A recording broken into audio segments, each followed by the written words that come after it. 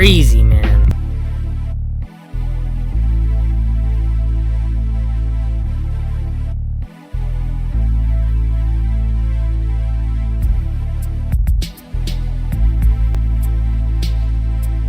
Hotline Miami is like my favorite game of all time. It's a game about... It's heavily inspired by the late 80s. If you couldn't tell already. You open the game and it's just...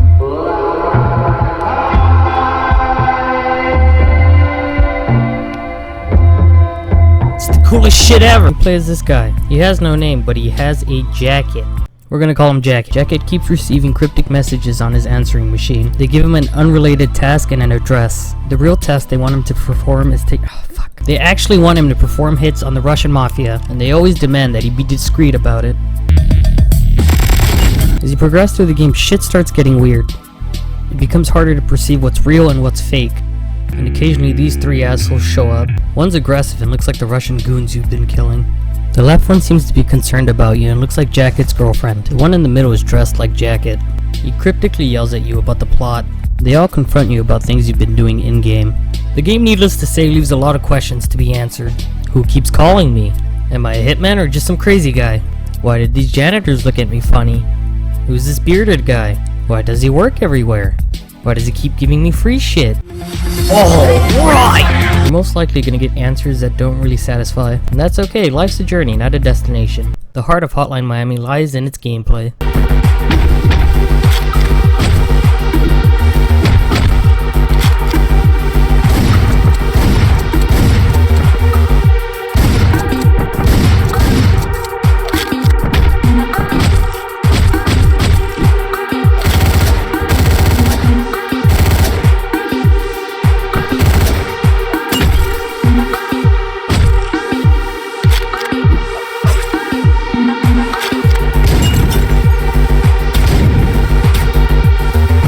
Hotline Miami is a top-down arcade shooter / brawler.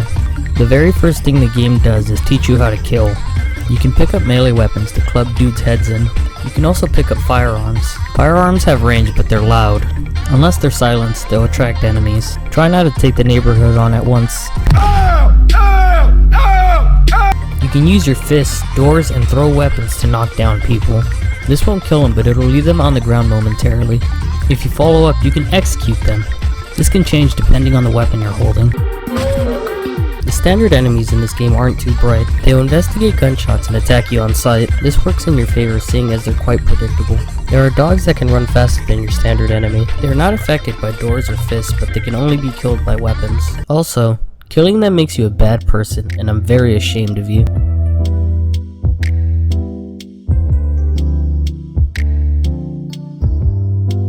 Along with dogs, they are absolute units. These guys can only be taken down by firearms. There's just enough enemy variety to keep the killings fresh. Here's a tier list I made to demonstrate the efficiency of weapons. Notice how I don't consider anything to really be that bad. Fists and doors are pretty good for knocking people down, but that's about it. The shotgun is on a higher tier than the other firearms. It's basically 6 free kills without any effort. I'm pretty sure there's one more item I put on this list.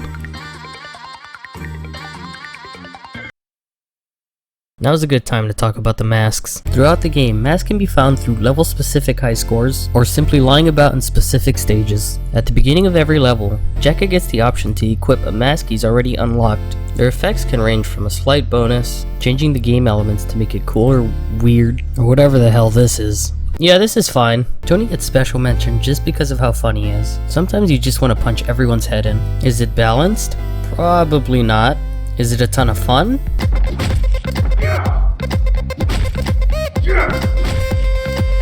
The masks add a bit of fun variety to the gameplay. None of them are really integral to the story, and beating the game with the perkless default mask was not a problem, but by all means, don't let me stop you from playing the game in piss red. Who asked for this? All the levels have unique themes and layouts, with just about every other level seeming to have a unique event. They're really cool changes from the norm.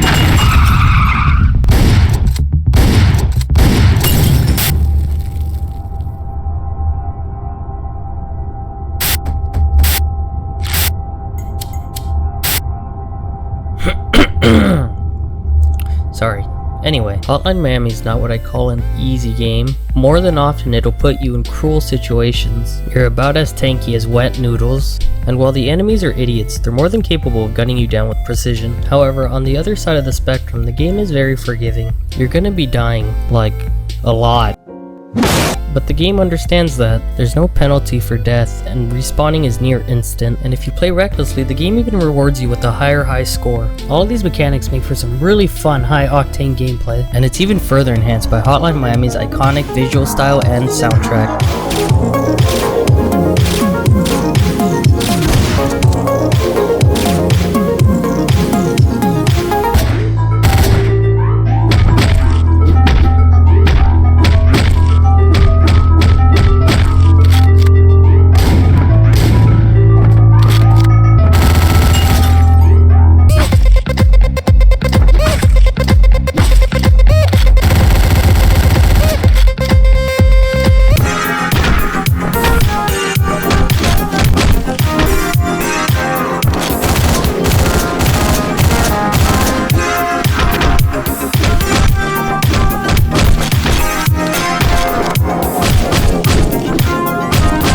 The visuals have a nice arcade feel to them. They're also brutal enough to feel like an old 80s slasher. They're complemented by the soundtrack's use of psychedelic and electronic beats.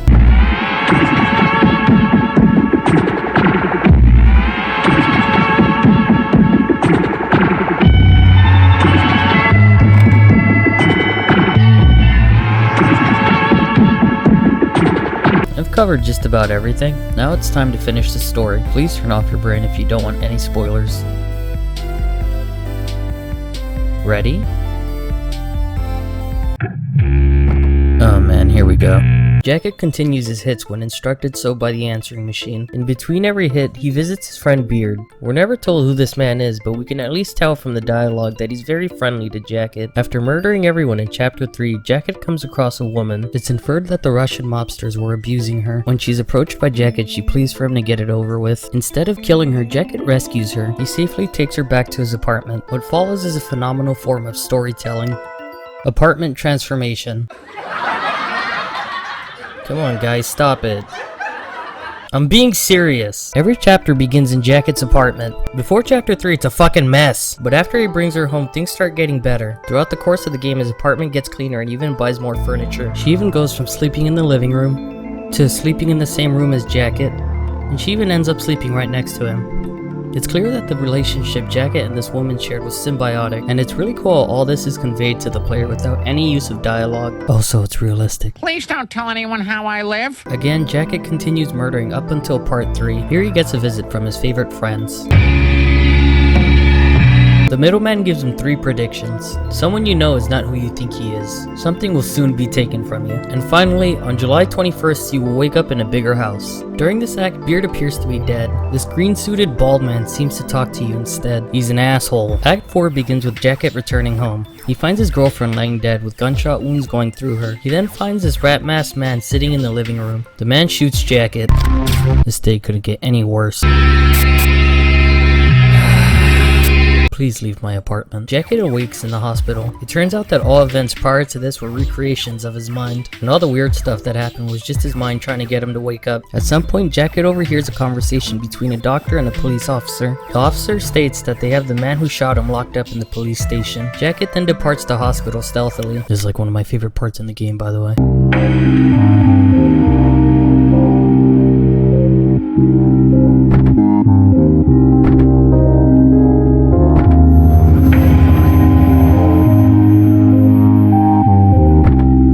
He heads home to put on his iconic piece and sets out.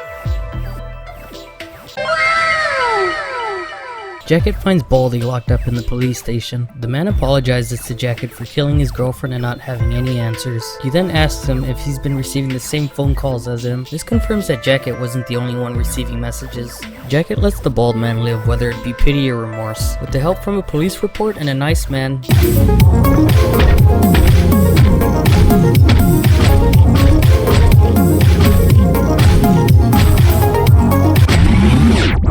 Jacket finds the mob boss. He plays with his cats a little and even this woman. After a short fight, the boss gives up and surrenders. Jacket then heads upstairs to make sure there's no one to take the boss's place.